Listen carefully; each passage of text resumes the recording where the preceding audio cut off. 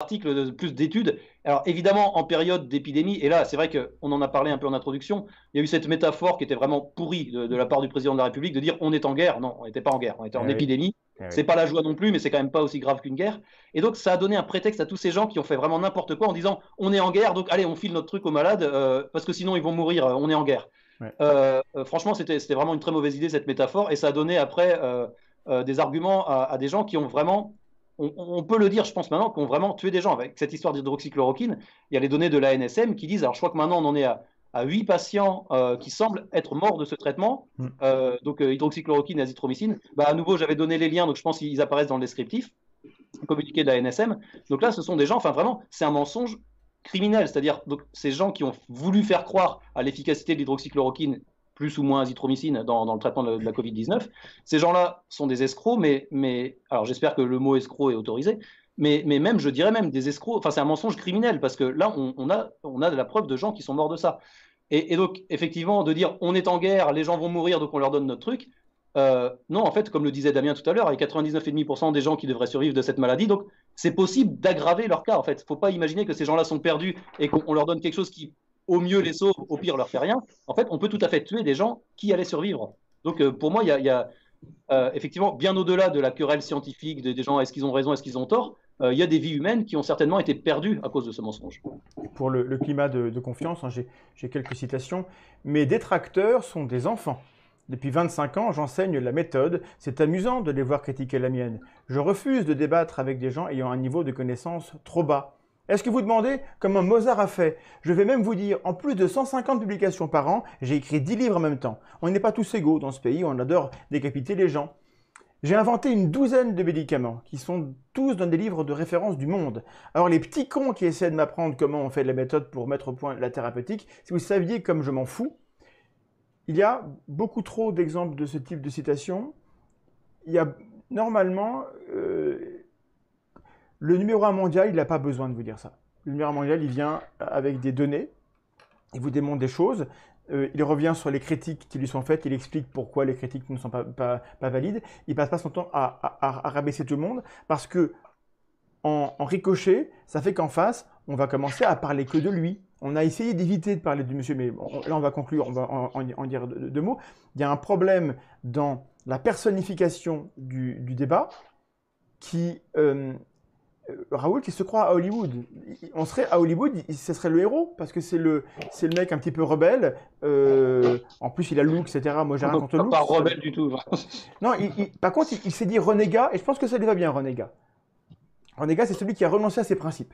Et le renégat, c'est un traître. Et je pense qu'en effet, ce monsieur est un traître, parce que dans IHU, il y a un U d'universitaire. Il est bien content de rappeler qu'il est médecin, mais aussi savant, et je voudrais avoir votre sentiment là-dessus.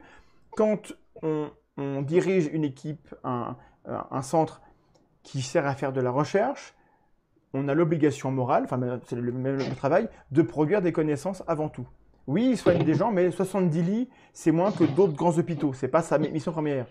Et lorsque on échoue à apporter la preuve qu'un traitement marche ou ne marche pas, on empêche les gens de travailler bien et de sauver des gens. Alors, votre avis là-dessus, sur la confiance qu'on peut avoir dans un système qui met en avant des mecs qui disent ça et que personne n'est capable de contredire parce qu'il est impossible à endiguer ce monsieur-là. Il est partout. Ouais, alors, vas-y Damien, vas-y, j'ai beaucoup parlé, vas-y, je te laisse commencer. Et on finira là-dessus. Effectivement, il est impossible à endiguer, ça c'est sûr, c'est injouable. De toute façon, il ne fait pas de débat avec des contradicteurs. Alors, je ne sais pas si c'est parce qu'il a peur de se faire voler dans les plumes ou si c'est parce qu'il nous considère tellement comme des moins que rien qui ne veut pas s'abaisser à ça. Mais moi, je ne suis pas un grand fan de Pujadas ni de Rutel Krief, mais il faut reconnaître qu'avec Margot de Foury, tout ça, ils ont fait le job quand même. Ils ont posé 2-3 questions un peu raide, et dès que les questions étaient trop raides, il s'est défilé en disant taisez-vous, vous ne pouvez pas comprendre, on n'est pas du même écosystème. De toute façon, je suis Mbappé, donc on ne peut pas discuter. Moi, des experts, j'en connais quelques-uns, des vrais experts, des vrais très, très, très, très, très grands experts. Il n'y en a pas un, quand je le vois, qui me dit je suis un expert. Hein. Ils n'ont pas besoin de dire qu'ils sont experts. Ils ont cette aura, ils sont experts, on sait qu'ils savent. Ils n'ont pas besoin d'aller sur Expertscape pour me montrer, regarde comme je suis expert. C'est du jamais vu, ça, le mec qui prend le journaliste, qui ouvre le site Expertscape, regardez qui est numéro 1. Ça ressemble à quelqu'un qui n'est pas sûr de lui, ça. Être un expert, c'est être reconnu par ses pairs et ne pas avoir besoin de faire de l'esbrouf.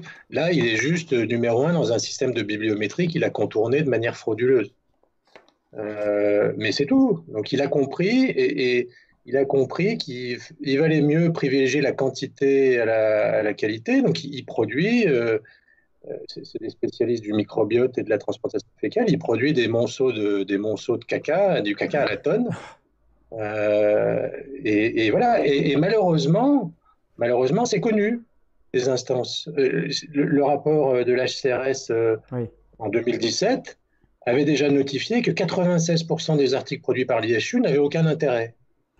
Alors c'est quand même énorme. Mediapart, on a parlé, c'est ça, hein, les gens peuvent aller voir sur Mediapart. Mediapart, on a parlé. 96% de la recherche produite là-bas n'a aucun intérêt. Aucun. Et ça, c'est considéré qu'elle est fiable. Hein, parce que je ne vais même pas discuter de la fiabilité des trucs. C'est même en considérant que de bonne foi cette recherche est fiable, dans 95% est sans intérêt. Et ça, entre autres choses, ça a valu à l'IHU de perdre ses labels INSERM et CNRS. Et qu'est-ce qui se passe après? Rien.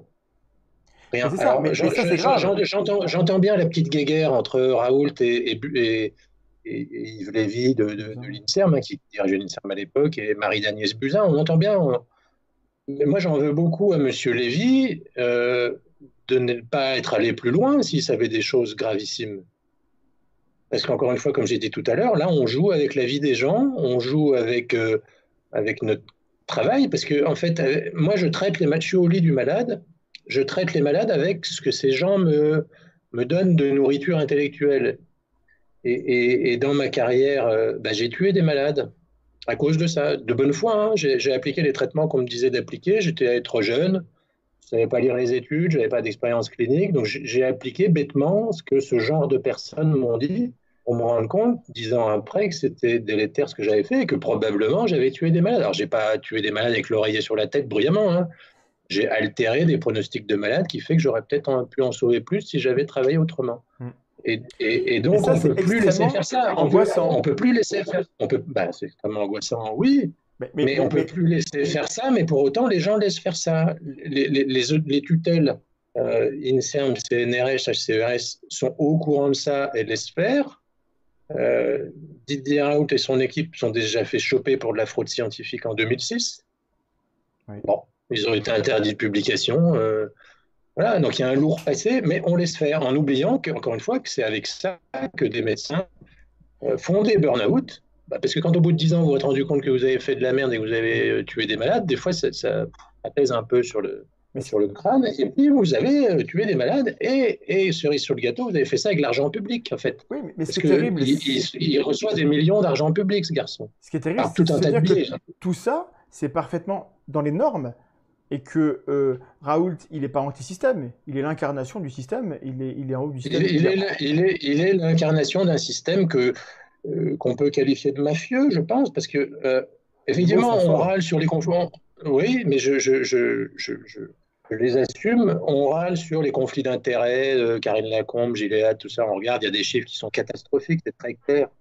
Je ne dis pas qu'il ne faut pas avoir de conflit d'intérêt, de toute façon c'est très difficile de ne pas en avoir. Moi j'ai eu la chance d'être dans une spécialité où je peux m'en passer, mais il y a des spécialités qui ne peuvent pas se passer de conflit d'intérêt, c'est pas possible quand vous êtes cardiologue et que vous devez aller au bout de la terre pour faire un congrès, quand vous êtes néphrologue, vous allez à San Diego, vous êtes obligé, vous n'allez pas sortir de votre poche un billet d'avion.